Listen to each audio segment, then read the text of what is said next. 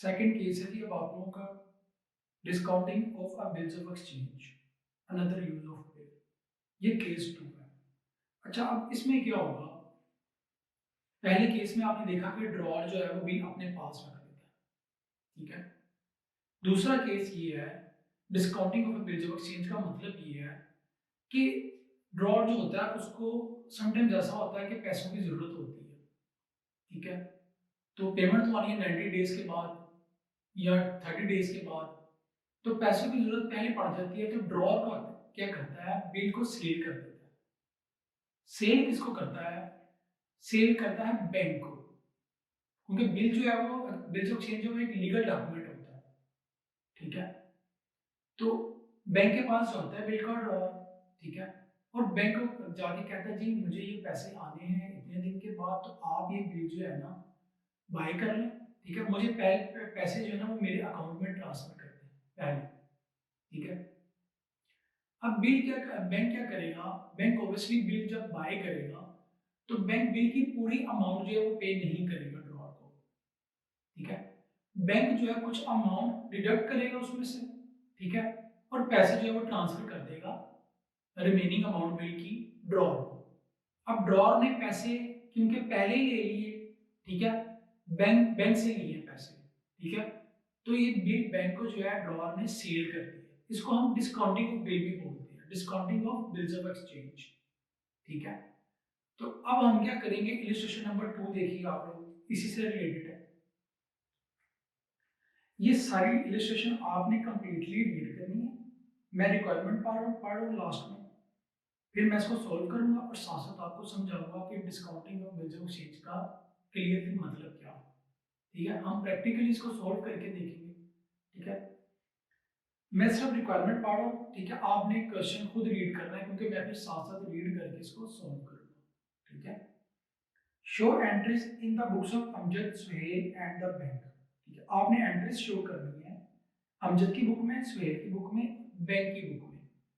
अब समटाइम्स ऐसा होगा कि प्रॉब्लम में या इलस्ट्रेशन में वो आपको कहेगा जी आप सिर्फ एक पार्टी की बुक बना दें, ठीक है। लेकिन हम प्रैक्टिस के लिए मैं क्या करूंगा, जिसकी बुक नहीं भी रिक्वायर की होगी मैं उसकी भी बना दूंगा ताकि अच्छी प्रैक्टिस हो जाए आप लोगों की, ठीक है। अब इसमें इस इलिस्ट्रेशन में 3 पार्टीज हैं, ठीक है, और रिक्वायरमेंट क्या है, आपने तीनों की ही बुक बनानी है, बहुत अच्छी बात है, ठीक है। लेकिन जिसमें सबकी रिक्वायरमेंट नहीं भी होगी हम मैं उसमें भी आपको सबकी बना के दूंगा। स्टार्ट में आपने इसी तरह प्रैक्टिस करनी है, जब आपकी बहुत प्रैक्टिस हो जाएगी तब आप उसी की बनाना बुक जिसकी रिक्वायरमेंट होगी, ठीक है। तो मैं इसको सॉल्व करने लगा हूँ, ठीक है। सबसे पहले मैं लाइन पढ़ूंगा पहले। Amjad sold goods to Suhail worth 5000 on 1 January 2015। Amjad ने गुड्स सेल किया सुहेल को 5000 की 1 जनवरी 2015 की। अब आपको समझ आना चाहिए अमजद ने गुड्स सेल की है तो बिल को ड्रॉ करेगा अमजद, ड्रॉई कौन होगा, सुहेल जिसने गुड्स क्रेडिट पे परचेज की, ठीक है। तो ट्रांजैक्शन देखिए, पहले ट्रांजैक्शन क्या करेंगे, बुक्स आपने बनानी है जी अमजद, सुहेल और बैंक तीनों की। खाली अमजद लिख रहा हूं मैं यहाँ पे, आप बुक्स ऑफ अमजद लिख लें या अमजद जनरल लिख लें, ठीक है, कोई फर्क नहीं पड़ता, अमजद जनरल लिख रहा हूं मैं, ठीक है। सेकंड पार्टी जो इसमें इन्वॉल्व है वो है सुहेल, ठीक है। तो तीसरी पार्टी कौन सी आएगी, बैंक।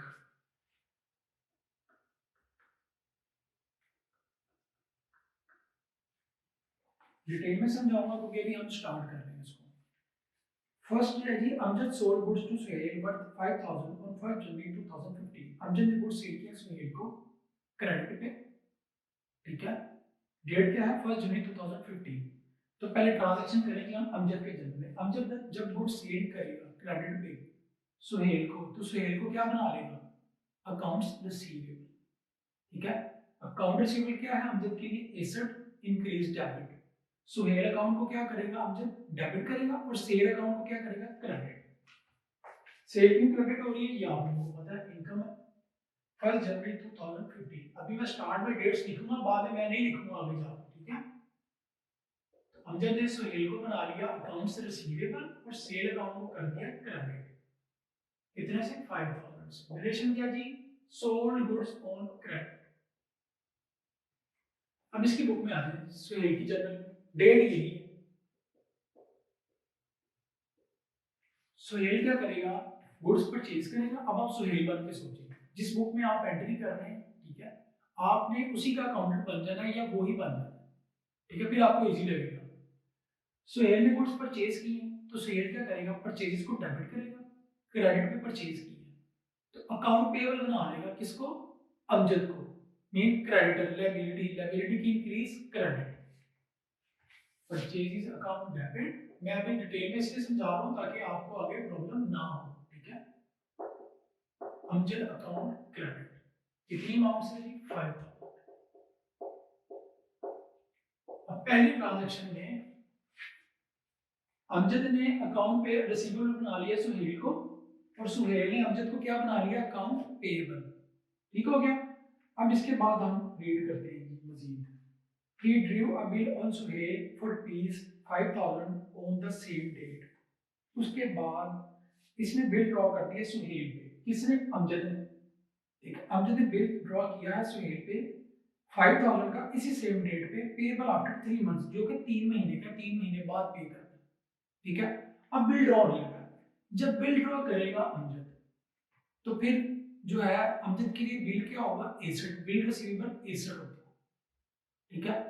फिर अब डेटर जो है वो एसेट नहीं रहा सुहेल, डेटर खत्म हो गया क्योंकि बिल ड्रॉ हो गया। तो एक तो बिल एसेट आ गया आपका, बिल रिसीवेबल एसेट है, एसेट की इंक्रीज डेबिट, अमजद अपनी बुक में बिल रिसीवेबल को डेबिट करेगा और सुहेल को क्रेडिट करेगा, क्योंकि सुहेल अब डेटर नहीं रहा, खत्म हो गया, एसेट क्या हो गया, डिक्रीज, सुहेल का हो गया क्रेडिट, एसेट की डिक्रीज क्रेडिट होती है। या आप ऐसे भी कर सकते हैं कि जब बिल ड्रॉ हो गया तो फिर डेटर डेबिट में है, खत्म करने के लिए इसको क्या करेंगे, क्रेडिट करेंगे, ठीक है। बिल ड्रॉ हो गया सेम डेट पे, डेट यही है, डेट चेंज नहीं हुई, बिल रिसीवेबल अकाउंट डेबिट और सुहेल अकाउंट क्रेडिट, ठीक हो गया। बिल ड्रॉ किस पे हुआ जी, सुहेल पे बिल ड्रॉ हो गया, ठीक है। अब जब बिल ड्रॉ हो जाएगा तो सुहेल के लिए अमजद क्या बन जाएगा, बिल पेबल बन जाएगा। अब लायबिलिटी क्या बन जाएगी, बिल पेबल। तो एक तो अमजद जो है वो लायबिलिटी खत्म हो गई, क्रेडिट डिक्रीज हो गई, ठीक है। क्या लायबिलिटी बन गई है, बिल पेबल। बिल पेबल क्या बन गई है, liability increase credit, bill payable को क्रेडिट करेगा सुहेल और डेबिट किसको करेगा, अमजद को, क्योंकि अमजद अब लायबिलिटी क्या हो गई है, खत्म, लायबिलिटी की डिक्रीज डेबिट, एक लायबिलिटी इंक्रीज हो रही है और एक लायबिलिटी डिक्रीज हो रही है, इधर एक एसेट इंक्रीज हो रहा है और एक एसेट डिक्रीज हो रहा है। तो अमजद को खत्म करने के लिए क्या करेंगे, डेबिट करेंगे, डेट यही है, ठीक है। और बिल पेबल को क्या बना लेगा, लायबिलिटी, क्रेडिट कर लेगा। अब अगेन यहाँ पे आगे स्टॉप हो जाता हूँ मैं।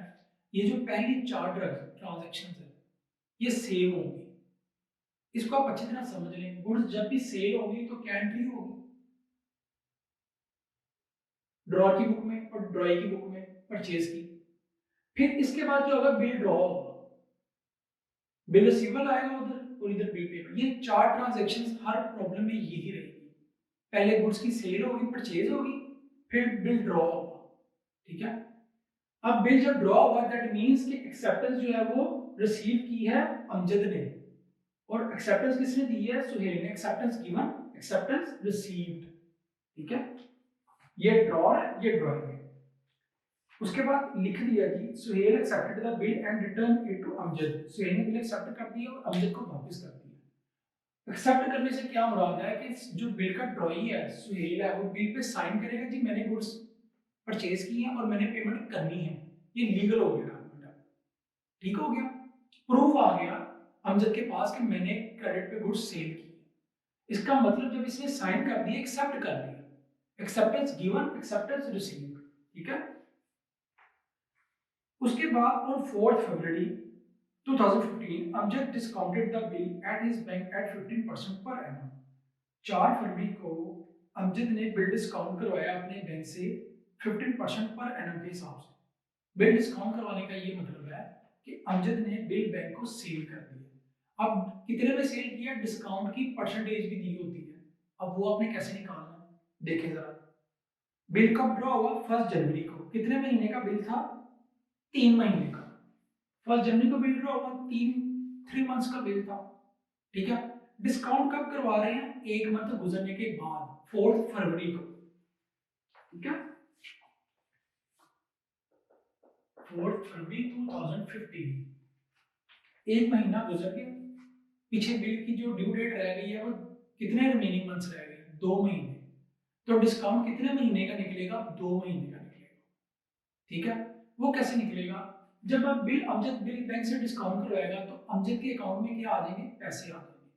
अमजद अपनी बुक में बैंक को क्या करेगा, डेबिट करेगा, क्योंकि जब बिल बैंक को सेल करेंगे बैंक क्या करेगा, अमजद के अकाउंट में पैसा ट्रांसफर कर देगा। तो अमजद अपनी बुक में बैंक को क्या करेगा, डेबिट, एसेट की फीस डेबिट होती है, बैंक अकाउंट डेबिट आ गया। ऐसे ऐसा मैं आपको समझा रहा हूँ, ठीक है, बैंक अकाउंट डेबिट, उसके बाद डिस्काउंट अकाउंट भी डेबिट होगा। डिस्काउंट कैसे निकलेगा, मैं भी बता दूं, जब अमजद बिल सेल कर देगा तो बिल रिसीवेबल क्या, एसेट खत्म हो गया इसके पास। जब अमजद ने बिल सेल कर दिया तो फिर एसेट क्या हो गया, खत्म हो गया, डिक्रीज, एसेट की डिक्रीज क्रेडिट। तो बिल रिसीवेबल को क्या करेंगे, क्रेडिट। अमाउंट मैं अभी लिख के देता हूं आपको, जब बिल सेल कर दिया तो बिल डेबिट में था, बिल रिसीवेबल डेबिट, जब बिल सेल कर दिया तो खत्म करने के लिए क्या करेंगे, क्रेडिट, क्योंकि एसेट डिक्रीज होगा। अब डिस्काउंट की अमाउंट आपने कैसे निकालनी, बिल की टोटल अमाउंट कितनी है जी, 5000, या वर्किंग में देखें आप,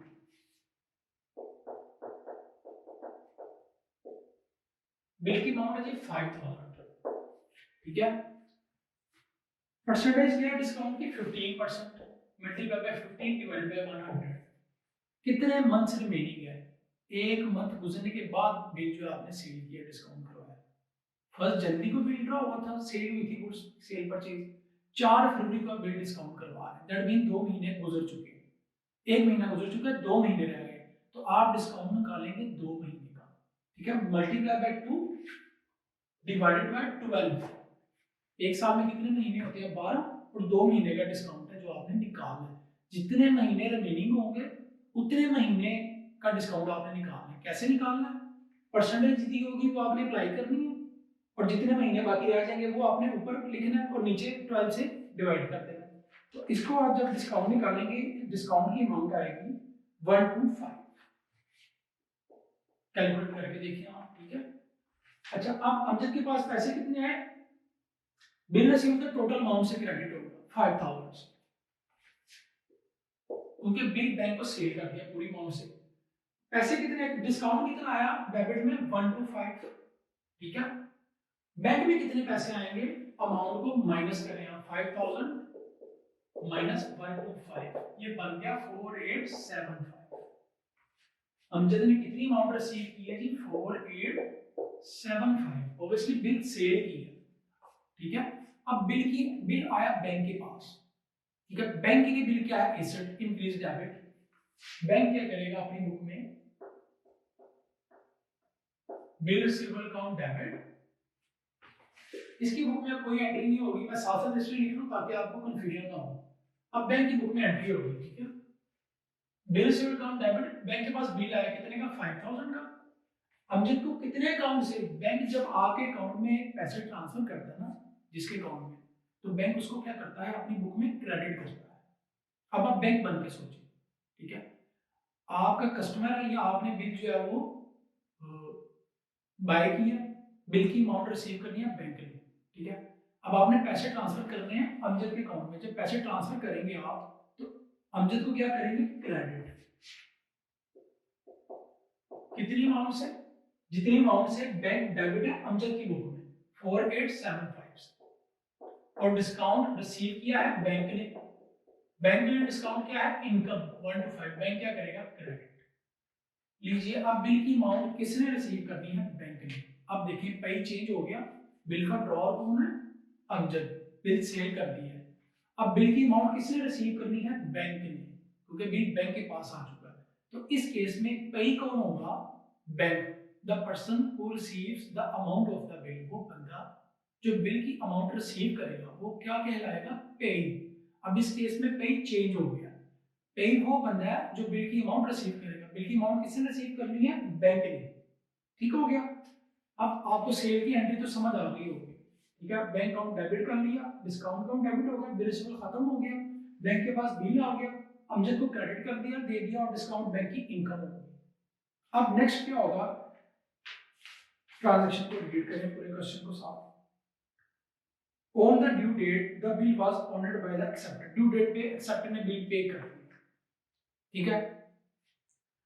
show the entries in the books of the seller branch, आपने एंट्री शो करनी है तीनों की पार्टीज की बुक में, ठीक है।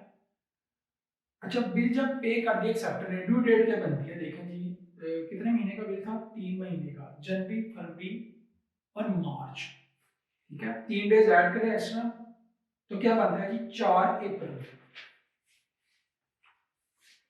4 अप्रैल को, अब बिल की अमाउंट पे तो सुहेल ने कर दिया 4 अप्रैल 2015 को, जब सुहेल पेमेंट कर देगा तो फिर लायबिलिटी क्या हो जाएगी, डिक्रीज, लायबिलिटी की decrease debit, bill payable account को डेबिट करेगा खत्म करने के लिए, और कैश पे ये एसेट की डिक्रीज क्रेडिट, कैश को कर देगा क्रेडिट।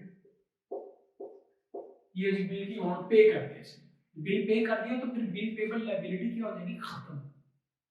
पे जो कर दिया आपने तो लायबिलिटी डिक्रीज होगी, तो लायबिलिटी की डिक्रीज क्या होती है, डेबिट। आपने इसी कंसेप्ट के साथ करना है, कुछ प्रॉब्लम्स आप करेंगे फिर आपको आदत हो जाएगी, ठीक है। रट्टा शुरू में नहीं लगा लेना।